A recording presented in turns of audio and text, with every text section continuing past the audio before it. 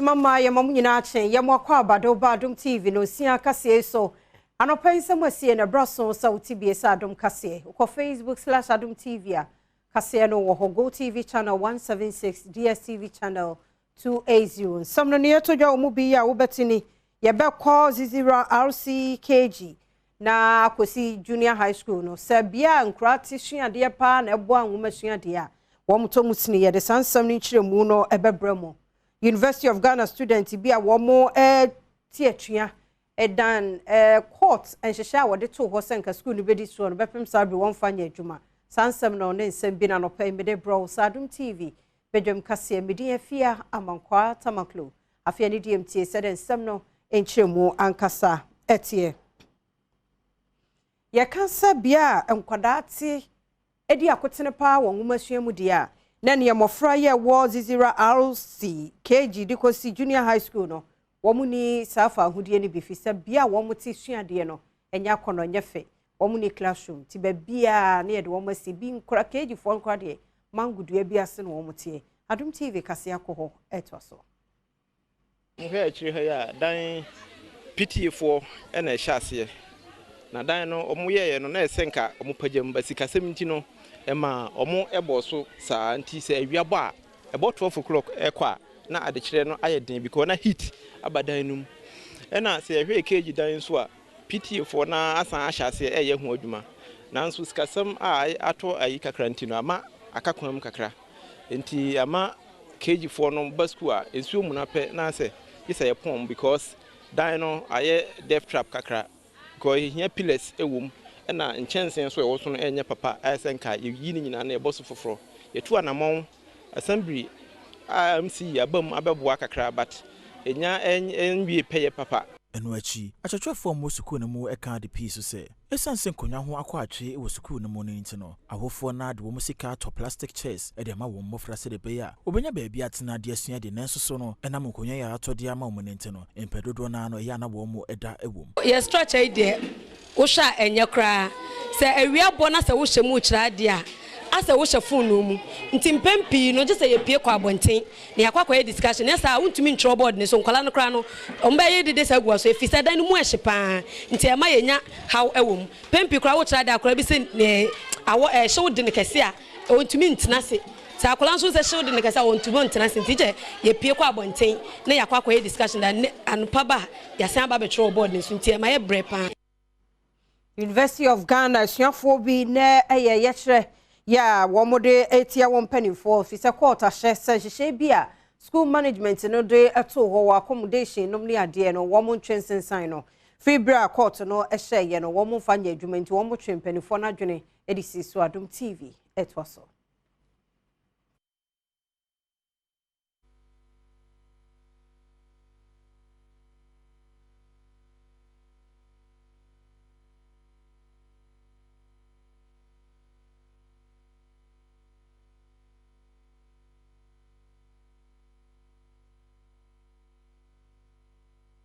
sasa eneno yentumi antie yenkase ahodo mu nso ye de beba Kane Chief Justice Mame Sofia Kufo nso se Gabios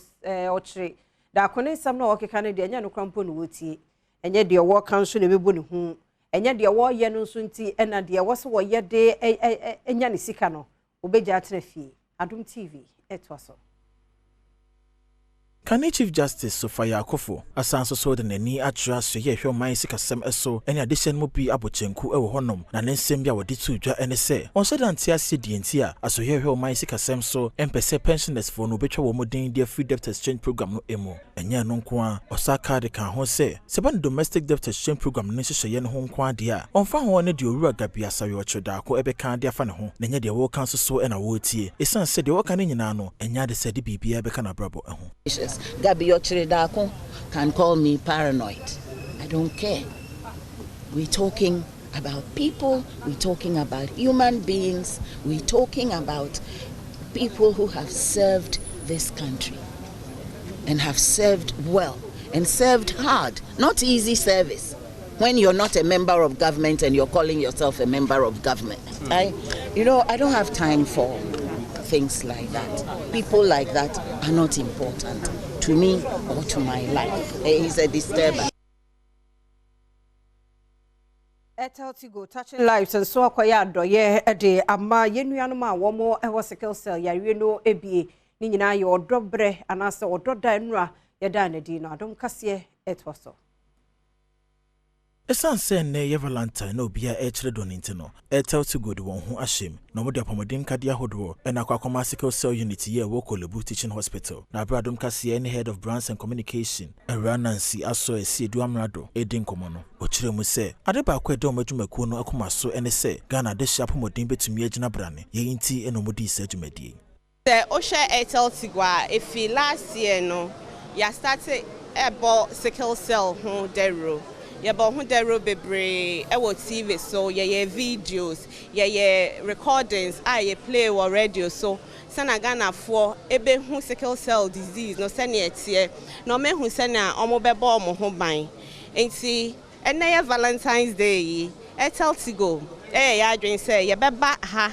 ye Kolebu sickle cell unit no na ya ba be ye donation na ya ma omo equipment bia ebe boa ewo omudwumadi a omudi wa hanom equipment na ye de baaye no ebi ti say vein finder enti ye de oxygen cylinders ye mobile centrifuges cardiac monitor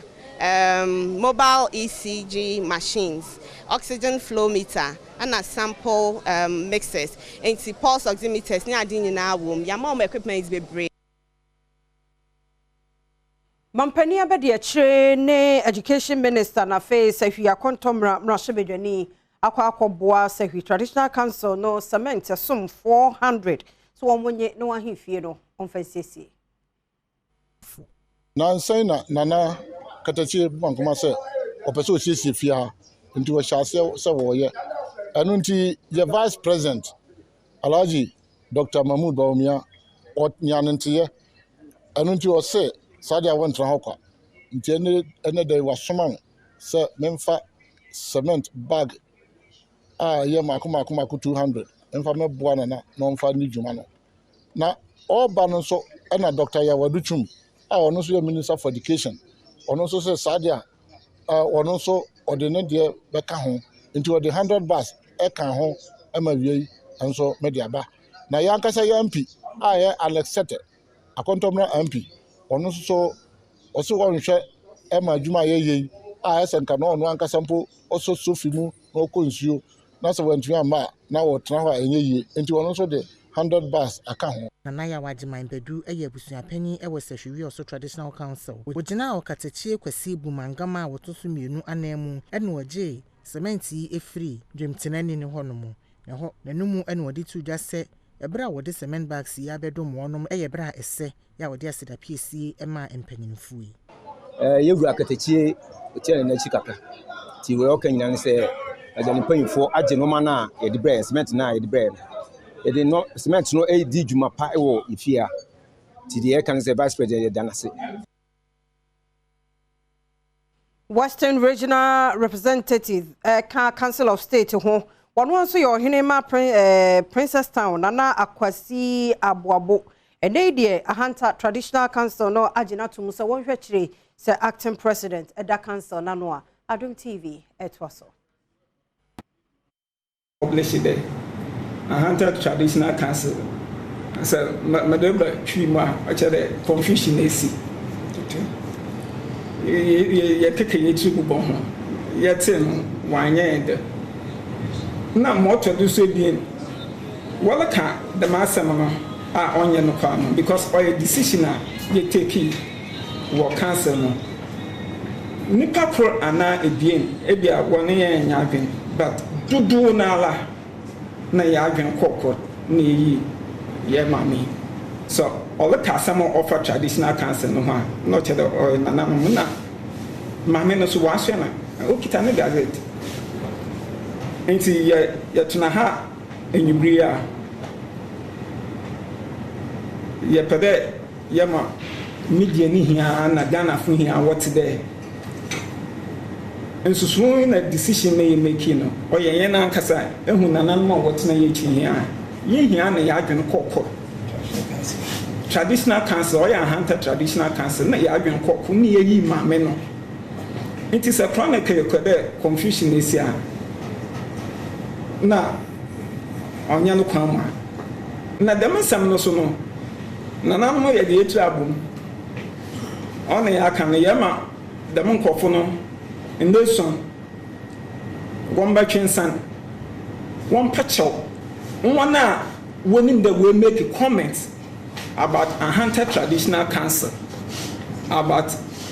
Nana Kwesi Abrabo the fourth chief divisional chief of a Princess Town. Mayenko asen ekropon ye wasem ekropon ye youth association no ene wo maye nyame so ade ne ya meka say kwasafudwuma wo masa pege mu dendenden wo ho no mu a wo de yakosiesie Presbyterian Basic School ya benfie be kakranie se painting pa de bi enko so wo ho da na fensiesie enfie bebre say ye painting school ni si wo sa na tie wo ho nti ne wo makeka wo ho abom akosiesie ho a aya akono Adom TV kase ko ho e de nsem nto aso Asia Kropon Presbyterian Basic School no school ankwada na bo homodin ye pa na so esan se dan no tete dan na wusi ya chene nsisi bia nko so ho ntino amma nkwada ndodo na entam school sanso ene woni ewum no wo kire se woni enka school mo hono mo eno ena aka Akropon Youth Association for akoma sese woni akoto paint ne ho premprade ahodo akọ paint dan no ho nyina ede nkunwa ene niam ahodo bi ebu awumesua akoma chekire for say one fan page umesua e school mo hono headmaster of the school na no woni Adom kase abon komo kire wa hawa wo e school mo ho eni nsisi abai mo a e de beboa wo mu omo siesie school dan de na enye omo school ba ne omo ahosiesie no na enye papa but omo ye we no omo fi ase omo paint school dan e hu se nkwala no omo ye neat afi so omo school ba no omo be school ntem nti ye da omo ase passe omo gen ye ho na omo siesie school na omo painti school dan na kama sa penyi pa oda Akropon Youth Association no e kire de ehye wo nkranti a e ma wo tu sa na amo no to wo hwe ye dwumade ye dia ye mpuntuo ene se ebesesa kro no enti se ne yetimi ahu dan dada 30 years ne ye painti ye na nam Youth Association so ne yetimi a painti a eni jesem efi se ye botan kese ba ko ena yetimi aba mu ena ye nuanom nketewa yi kan na mo ba school na se school dan no ho aye fe ni ade no na enye omo akono betene ye ba yi teachers na ma yati ase se omo ana omo ntai manyina na omo ba ti ebekoso ne asiesie Akropon schools ama omo so mani agedusua ho. Director of Communication, War Ghana Tourism Authority, Jonas Aruna Nelson, was a Ghana for Brasson, se bibia ye koko, ye Ghana koko ne de. I was here dear Juma, set chocolate, said dear bibia, let me aboa my economy no so, ejane so. Ghana Tourism Authority, NFA Afrique, Jumeku a womo eye chocolate. Eka wono ebom eko Jowulu Special School ene mofre wo ho no eko di Valentine na womo eko ye no womo echiche chocolate ahodo ede ma mofre esukufo empenifo wodwumedie na sene Director of Communication ewo Ghana Tourism Authority Jones Aruna Nelson ede futu ema Ghana for se womo enhwe se womo bedi Ghana koko wo kire mu se so manfo edi Ghana koko a ebeboa ama Ghana sikasem apagya ebesan so aboa wo manfo apomuden ye betumi ayusu chocolate no na de akire do sene be ya yenko fa bibiti se teddy bed ni chiro letters ni flowers enu no ensumbu Ghana cocoa no sumbu na omo friend say premium cocoa no